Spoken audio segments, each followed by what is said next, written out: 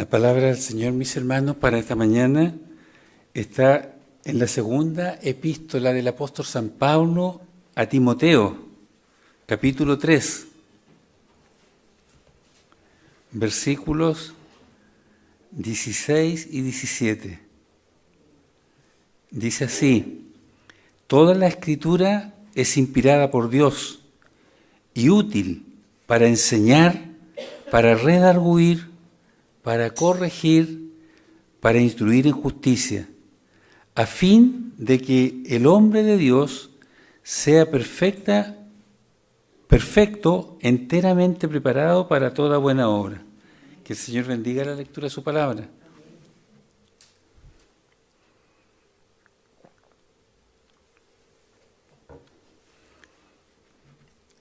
Es claro el texto, ¿verdad? Toda la Escritura es inspirada por Dios. Toda. Hasta las genealogías, que de repente son largas de leer. Hasta algunas historias que son trágicas. Todo está inspirado por Dios. Esto significa que las Escrituras son la voz misma de Dios. Así debemos considerarlas, mis hermanos. No se ha escrito ningún libro sobre esta tierra que ni mínimamente se le pueda comparar en cuanto a su enseñanza, en cuanto a su contenido.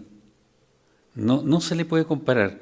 Sin embargo, hoy como ayer, hay algunos que se levantan y la critican como que si tuvieran mucha base para hacerlo, con irreverencia, muchas veces en forma grosera. Y eso ha ocurrido siempre. Pero eso no le hace ni el más mínimo daño a las Sagradas Escrituras. Siguen vigentes, mal que les pese a muchos. Fue escrita en materiales perecibles. Fue copiada y recopiada durante siglos. Y el Señor la preservó hasta nuestros días. Si nosotros lo comparáramos con los textos antiguos, todos los textos antiguos que existen, hay 10 veces más manuscritos de la Sagrada Escritura que de todos los textos antiguos escritos. Eso es una evidencia de que Dios la preservó hasta nuestros días en forma impoluta. Antes de la imprenta se conservó. La Biblia, mis hermanos, es única en supervivencia. Desde los tiempos de los emperadores romanos hasta hoy día han tratado de acallarla, han tratado de destruirla, la han quemado, han prohibido su lectura, como ocurre hoy día con Corea del Norte, por ejemplo, y otros países. Pero hay millones y millones de personas que la siguen amando y la siguen leyendo. Eso es lo más interesante. Es más estudiada que ningún otro libro, más publicada, más impresa que ningún otro. Díganme ustedes, ¿han escuchado alguna vez que alguien se dio el trabajo de contar las vocales, las sílabas y las palabras de los escritos de Platón, por ejemplo, o de Aristóteles? O para hablar de los latinos, de Séneca o de Cicerón? Sin embargo, sí se ha hecho de las Escrituras. Se sabe cuál es la mitad de la Biblia, la mitad del Nuevo Testamento. ¿Cuántas citas del Antiguo Testamento se han hecho en el Nuevo? Un estudio pero tremendo. Y seguimos creyendo en ella, porque nadie la puede deteriorar. Es la palabra de Dios. Los creyentes sabemos quién es nuestro Dios. Y por eso respetamos las Escrituras como respetamos a Dios, con la misma intensidad. Y Jesús, mis hermanos, que es nuestro ejemplo, la respetaba también. Jesús, que tenía autoridad para reinterpretarla, como lo hizo varias veces, reinterpretó la Escritura, agregó nuevas enseñanzas. y él la trataba con sumo respeto. En sus enseñanzas siempre citaba las Escrituras, la ley, los profetas y los salmos. Así lo hacía. ¿Cómo no, entonces no la vamos a respetar nosotros, que no tenemos espíritu de profecía, ni capacidad siquiera, ni menos autoridad para poder agregar nuevas revelaciones? Debemos entonces considerarla, pues mis hermanos, como las Escrituras se lo merecen. Los apóstoles también valoraron grandemente las Escrituras. Ellos trataban el Antiguo Testamento como la verdad suprema, o sea, el Antiguo sí digo, como la verdad suprema. En sus enseñanzas ellos citan también las Escrituras. Para ellos las Escrituras eran solo el Antiguo Testamento. En ese tiempo no estaba escrito el Nuevo. Y los escritores neotestamentarios también tuvieron a la vista cuando en sus escritos el Antiguo Testamento. Hay más de 200 citas directas se refiere a palabras tal cual como eran del Antiguo Testamento. Y si nosotros vamos a las citas indirectas, cuando se hace alusión a alguna enseñanza o cuando se hace alusión a algún profeta, son más de 1000. Esa es la relación que tiene la Biblia entre el Nuevo Testamento y el Viejo. Si nosotros sacáramos todas las citas que hay del Antiguo Testamento del Nuevo, ese Nuevo Testamento se nos derrumba, no tiene sentido. Es una unidad perfecta. Esa es la palabra del Señor, mis hermanos, que nosotros también te damos llamado a valorar. Los escritores bíblicos y los primeros cristianos y los apóstoles siempre tuvieron en mente que las Escrituras salieron de la mente de Dios y no de los hombres. Y por eso el apóstol Pablo nos habla esta mañana de la utilidad de las Escrituras. Él nos dice que son útiles para enseñarnos, para redarguirnos o amonestarnos, para corregirnos e instruirnos en justicia. Hoy día, enseñar e instruir en muchas oportunidades lo hacen sinónimo, pero no son lo mismo. Originariamente son diferentes. Y yo quiero marcar esa diferencia para que después entremos en lo que nos dice el apóstol. Enseñar es transmitir a una persona conocimientos, hábitos, valores, con el propósito de que sean permanentes. O sea, enseñar es como formar a otra persona. ¿Ya? Un profesor de matemática le enseña a los niños aritmética para que les dure toda la vida. Algunos se olvidan de la regla de 3 simple al tiro, pero no importa. La idea es que sea permanente. Las tablas de multiplicar y todo nos sirven en distintos ámbitos. Nos sirven, ¿cierto? Hasta para comprar una docena de Durán tenemos que saber qué es lo que es una docena, para que no nos vendan 10 y nos digan que nos dieron 12. Un padre se preocupa de enseñar a sus hijos buenos hábitos. Se preocupa de enseñarle valores, la honestidad, la responsabilidad, que no mienta, que sea verdadero, que sea cuidadoso con quien se junta, ¿cierto? Valores que le sirven en su vida. Eso es enseñar, o sea, como formar a otro, no solo entregarle cualquier conocimiento. Y instruir es una información precisa para algo preciso, para algo puntual. Por ejemplo, usted compra un mueble que ahora vienen todos, ¿cierto?, de China y todos vienen desarmados, y usted necesita armarlos. Y toma el manual, y el manual le instruye para que arme ese mueble. Pero no le sirve para otro, para ese nomás. Esa es una instrucción. Si nosotros lo llevamos al plano nuestro, podemos enseñarle a un nuevo creyente acerca de la evangelización. Primero le enseñamos por qué tenemos que evangelizar, quién es Jesús, ¿cierto? Le podemos mostrar versículos que le sirven como una base para después compartir el Evangelio. Lo formamos en el camino, eso es enseñar, pero lo podemos instruir cómo hacer un tratado bonito para que no se lo boten al suelo a la primera. Mira, tienes que recortarlo bien, tienes que ponerle la cintita, le pega el texto y le pone el timbre de la iglesia y queda bien bonito. Pero es para eso nomás, eso es una instrucción.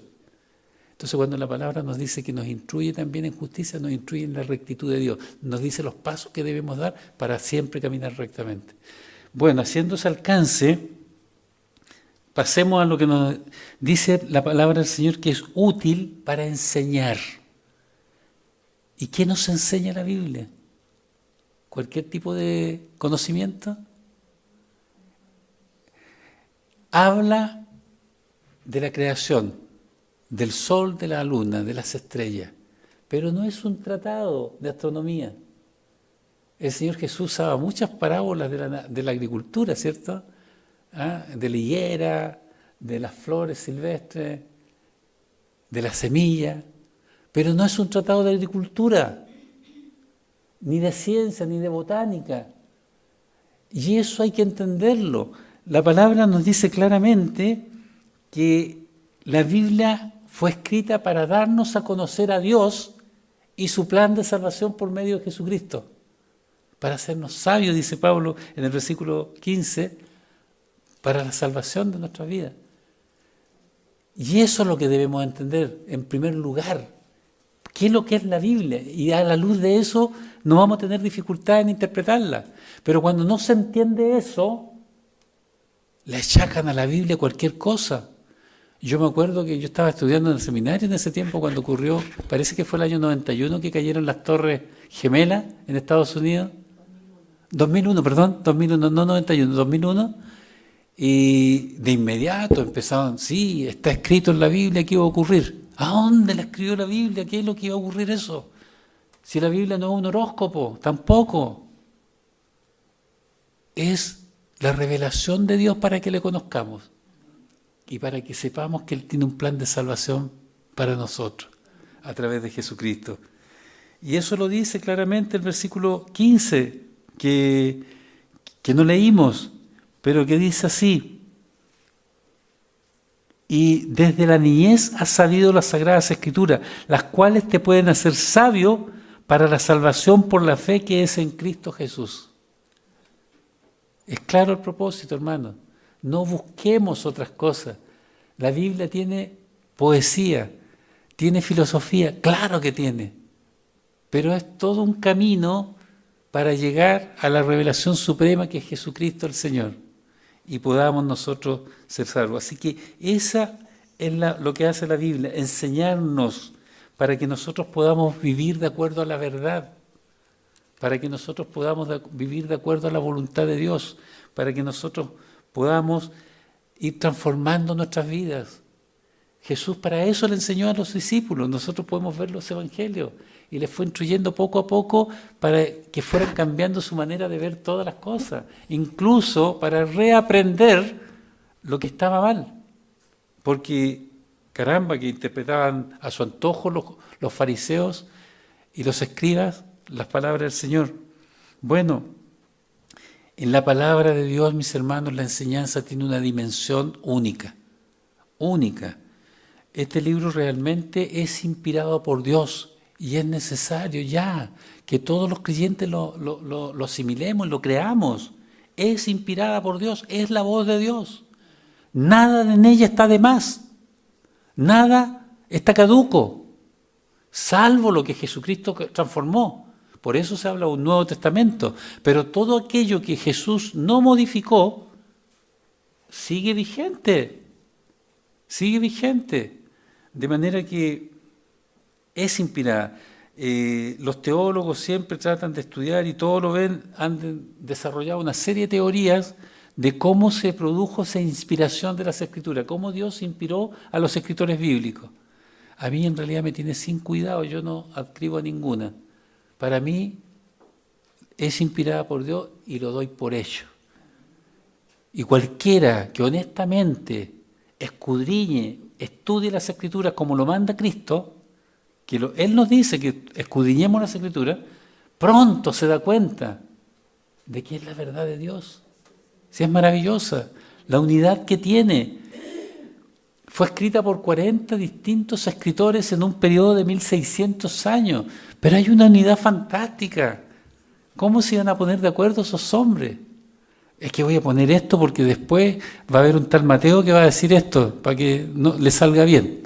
No, pues, el mismo autor puede traer a colación lo que ya dijo antes.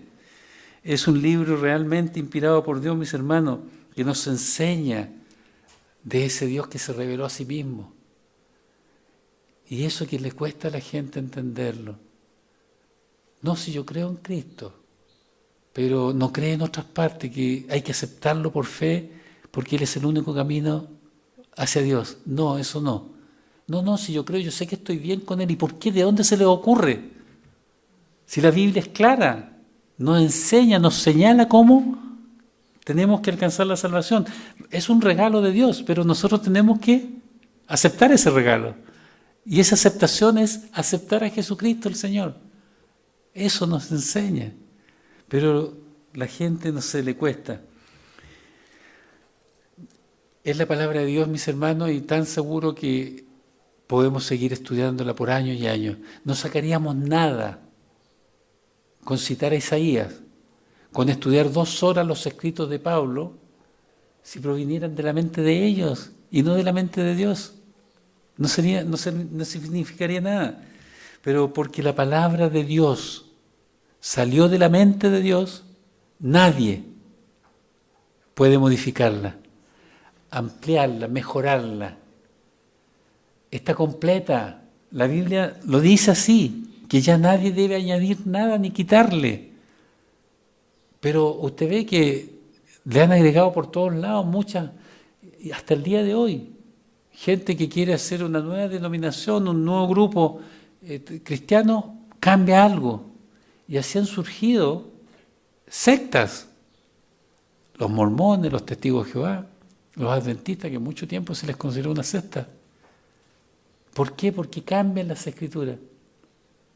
¿Para qué? Para sus fines. Pero la palabra del Señor se mantiene. Así que, hermanos, nos enseña para que nosotros nos mantengamos en el camino. Nos enseña para que vivamos una vida acorde a lo que Dios quiere. Esa es la utilidad. Por eso Pablo dice que es útil. Nos enseña. Dios, hermanos queridos, también nos ha dado diferentes dones, ¿verdad? Y algunos están llamados, a entregar la palabra, a enseñarla. Y quien le corresponde eso, hermano querido, no debe aventurarse con ligereza, no debe aventurarse a decir cualquier cosa. Tiene que con diligencia primero tener comunión con Dios, hablar con Él, leer bien las Escrituras, porque Dios no nos ha llamado a predicar lo que se nos antoje, como ocurre. Muchos predicadores cuentan solo cosas de ellos, experiencias personales, como que fueran tan novedosas sus experiencias, como fueran tan originales. Dios no nos ha llamado a eso, mi hermano, ni a llamar la atención sobre el que predica, sino que sobre la palabra de Dios. Ese es el tema. Yo les he dicho a ustedes que algunos son verdaderos shows, y se mueven, y se gesticulan, y hablan, y se mueven, también se acercan a la gente. ¿Qué es lo que es eso? No estamos llamados a eso, a llamar la atención sobre uno mismo, pero se hace. Hermano, no debemos nosotros aceptar cualquier doctrina. Para eso la palabra nos enseña a cada uno. Usted puede tomar la palabra y dejar que la enseñe. No permita que cualquiera le hable lo que quiera. Y nosotros somos enseñados para mantenernos en santidad. Eso es, hermanos queridos, para mantenernos en el camino.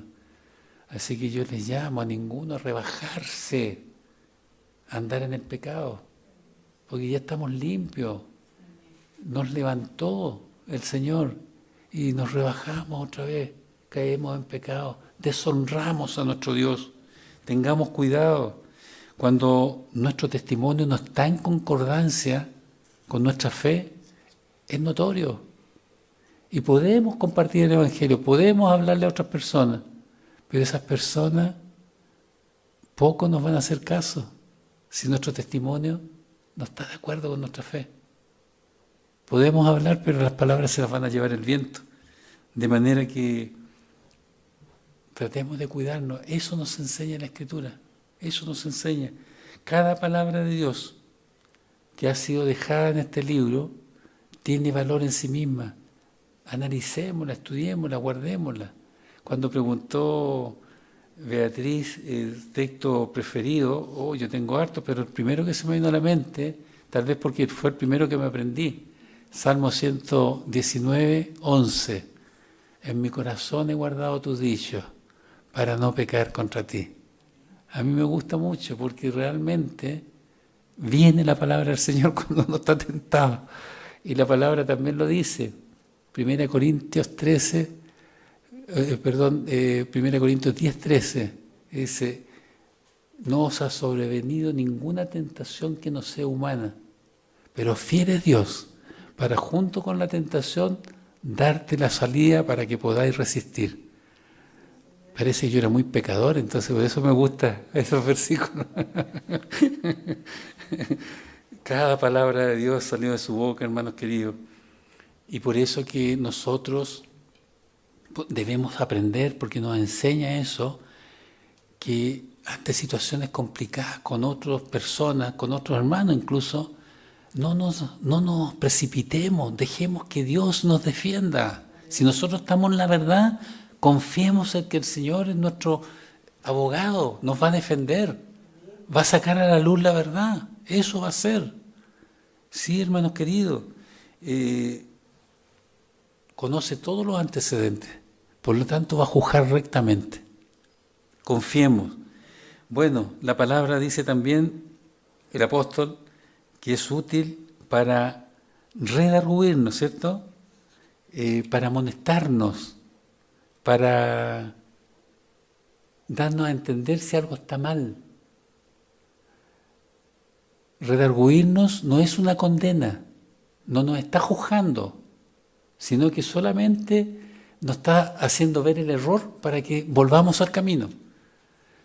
Muchas veces el redarguirnos va a incluir disciplina,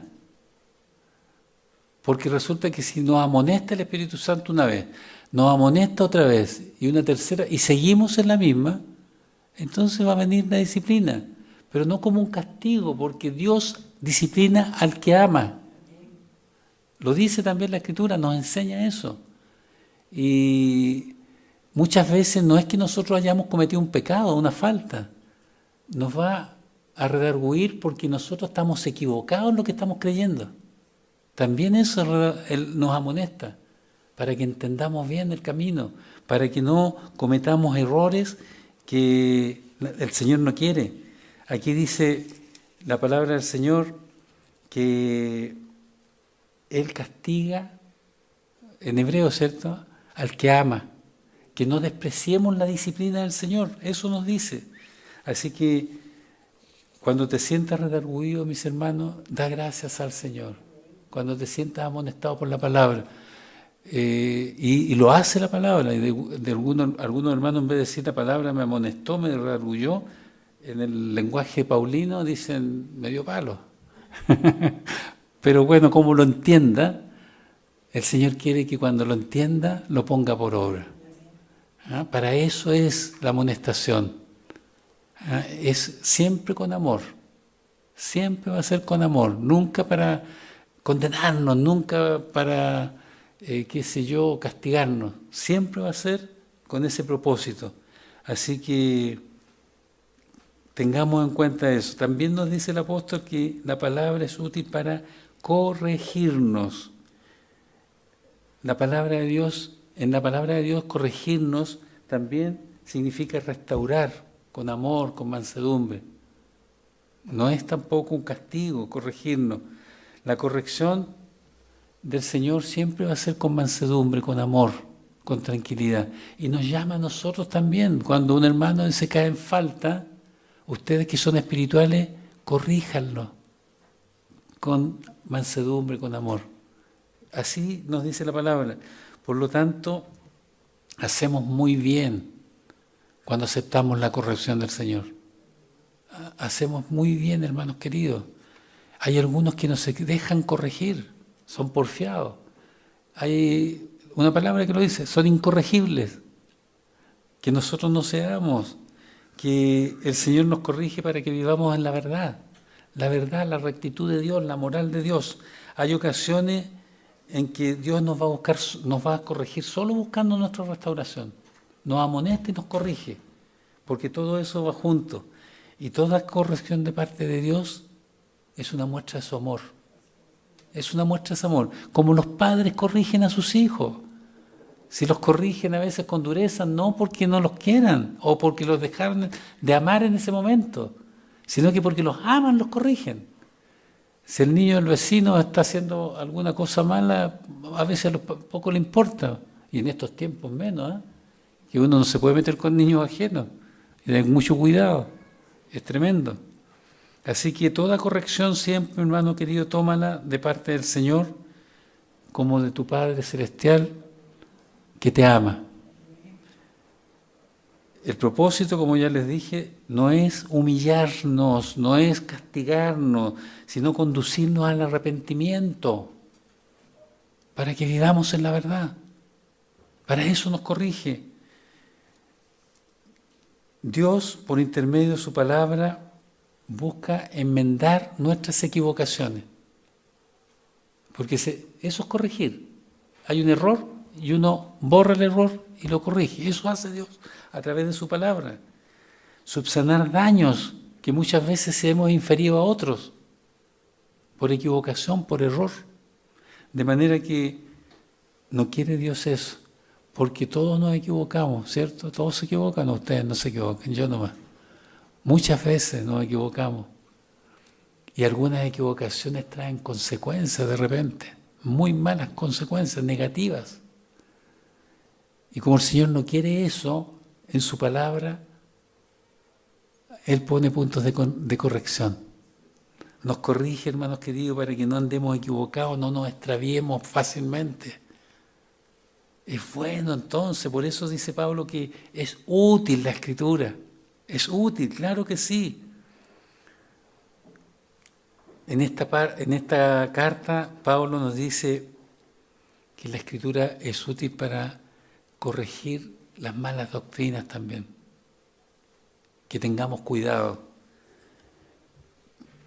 La palabra escrita, hermanos, en esta mañana nos desafía a tener una experiencia propia con ella.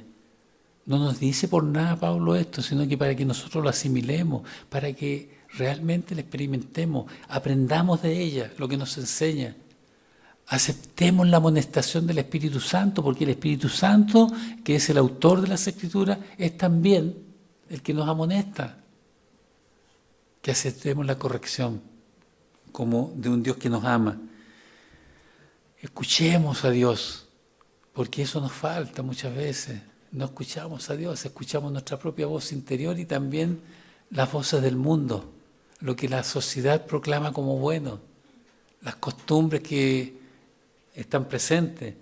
Pero escuchemos primero a Dios. Él tiene derecho a ser escuchado, porque Él nos creó.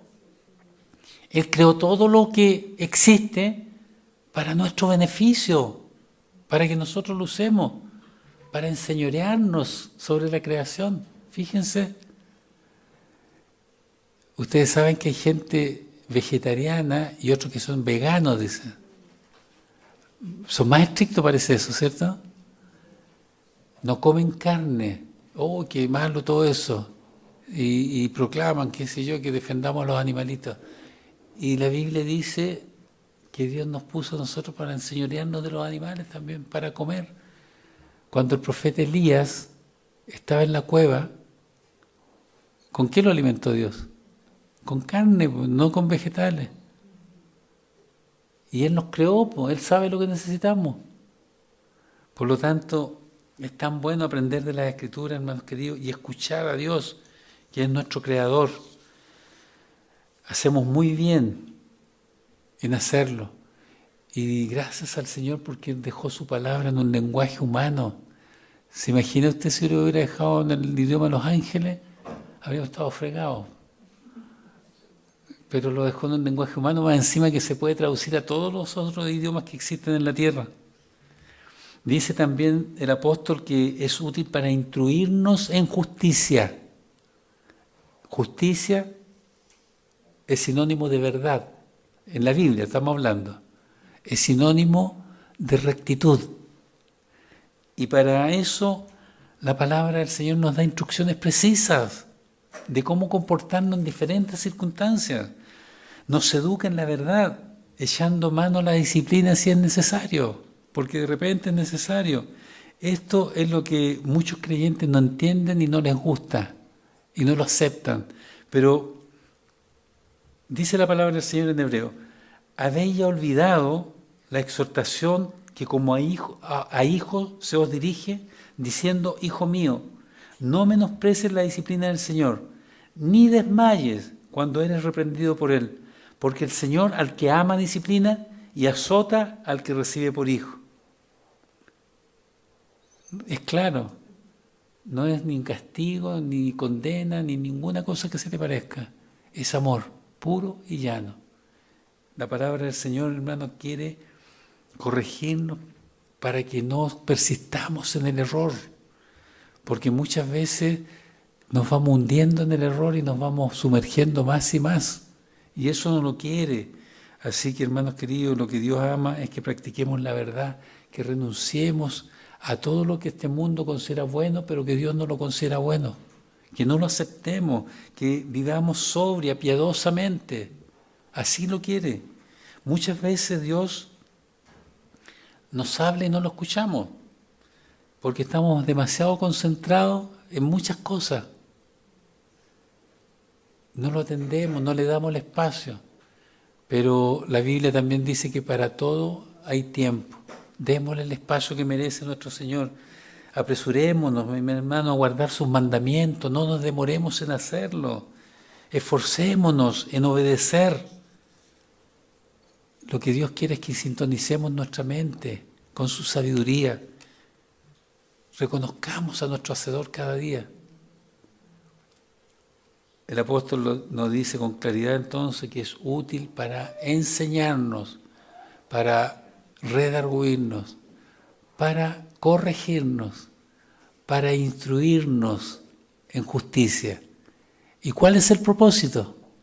Lo termina diciendo el apóstol, a fin de que el hombre de Dios sea perfecto, enteramente preparado para toda buena obra.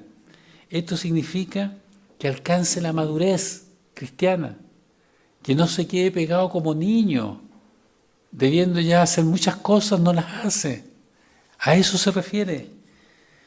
Dios desea, hermanos, que cada uno de nosotros pueda percibir esto. Las buenas obras de un cristiano son fruto de su fe. Y la base, el cimiento de las buenas obras, la constituye el amor. ¿Se acuerdan cuando le preguntan a Jesús cuál es el más grande mandamiento o el primer mandamiento? Y Él dice que el más grande, amarás al Señor tu Dios con todo tu corazón, con toda tu alma, con toda tu mente. Y Él agregó, y a tu prójimo como a ti mismo, el amor. Y dijo algo más el Señor en esa oportunidad. Dijo que ahí se concentraba toda la Biblia, se cumplía toda la Sagrada Escritura, la ley y los profetas, dijo Él, en el amor a Dios y al prójimo. Por eso, hermanos queridos, cualquier cosa que hagamos, aún si diéramos todos nuestros bienes a los pobres, aún si sacrificamos nuestra vida por alguien, pero si lo hacemos sin amor, somos como címbalo que retiñe. Así lo dice la Escritura. Nada más. O sea, un tamborcito así, un instrumento, un címbalo que lo golpeaban para que sonara. El amor es fundamental. Y Dios desea, hermanos queridos, que cada uno de sus hijos pueda practicar ese amor. Cada uno de esos. Ahora, algunas personas, algunos cristianos podrán decir, ya, pero yo quiero hacer las buenas obras del Señor, pero ¿Dónde me dicen cuáles son las buenas obras? Ahí están en todas las escrituras. Yo me tomé el trabajo de anotar algunas. ¿Cuáles son las buenas obras? En primer lugar, amar a Dios y al prójimo, ya lo dijimos. Pero también Dios desea que cada uno de sus hijos viva en santidad y obediencia, buenas obras, que ayude al necesitado, que comparta con los pobres, con los huérfanos, con las viudas, con los extranjeros, que practique la generosidad y la hospitalidad, la justicia y la misericordia, que haga lo correcto, aunque nadie lo observe, que sepa perdonar y ser compasivo, que sirva en la comunidad y en la iglesia, que use sus dones y talentos para edificación del cuerpo de Cristo, que ore, que anime a los demás, que sea sal y luz, que viva con honestidad, integridad, con humildad, que guarde los mandamientos, que se aparte del pecado, que viva una vida sana y un largo etcétera. Puede encontrar muchos más. Así que, pero la principal obra, hermanos queridos, que todos podemos hacer y está al alcance nuestro, sin grandes dificultades, es compartir el Evangelio, compartir lo que Dios ha hecho con nosotros. Eso lo podemos hacer con nuestras propias palabras. Proclamar la verdad siempre es una buena obra, porque tiene alcance eterno. Esa persona puede ser salva. Pero para eso también nosotros debemos tener un testimonio acorde. Aprendamos, hermanos, de la palabra, para que podamos ser útiles, para que la palabra esté siempre en nuestra mente y cuando el Espíritu Santo quiera redarguirnos, venga fácilmente en su palabra, porque así lo hace el Espíritu Santo. Nos recuerda algún versículo que ya conocemos o algún pasaje que ya lo hemos aprendido. Así que, mis hermanos, aprendamos a escuchar a Dios, aprendamos a entender su palabra. Cuando usted comparte el Evangelio, nunca va a perder. Tiene el respaldo de Jesucristo el Señor, porque en nombre de Él vamos, y su nombre es poderoso, tiene poder en el cielo y en la tierra, autoridad. Así que estamos nosotros proclamando no lo que se nos ocurre, sino lo que salió de la boca de Dios. Y eso siempre va a tener un resultado. Y a veces el resultado no es bueno. A veces el resultado es condenación para aquel que recibió y no quiso escuchar. Eso va a pasar, si así lo dice la Escritura. Así que compartamos el Evangelio, hagámoslo con valentía, con el respaldo de Dios. Él siempre nos va a respaldar en eso. Así que háganlo ustedes con todas las personas que puedan, los enfermos, los sanos, los viejos, los jóvenes. Y los más jóvenes que trabajan, o los que no son tan jóvenes, pero manejan las redes sociales, también compartan a través de las redes. Jehová lo ha dicho, es verdad. Así que, mis hermanos, la Biblia y sus enseñanzas están disponibles para todos nosotros. Tomémoslas, aprendámoslas con H intermedia, de agarrarlas, tomémoslas fuertemente, para que estemos enteramente preparados para toda buena obra. Usted ya sabe, déjate, mi hermano, enseñar por la palabra, hazte sabio para la salvación que hay en Cristo Jesús. Cuando el Espíritu te amoneste, acéptalo y corrige, enmiéndate, hazlo, ama la corrección del Señor, ama la Biblia, apréndela, no menosprecies la disciplina del Señor y verás que tu camino va a tomar un rumbo diferente. Que el Señor les bendiga.